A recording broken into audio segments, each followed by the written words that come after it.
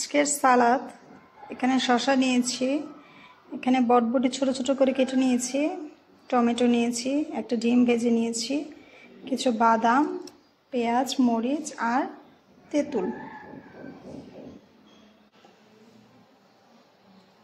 এখানে একটু লবণ নিয়ে নিব,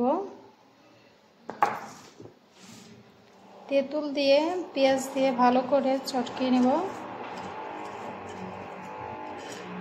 ডিমটা ভেঙে নেব,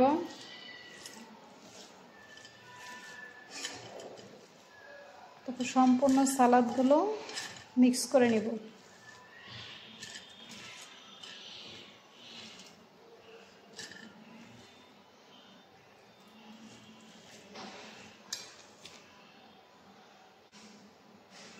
এখানে একটু লেবু দিয়ে দিব।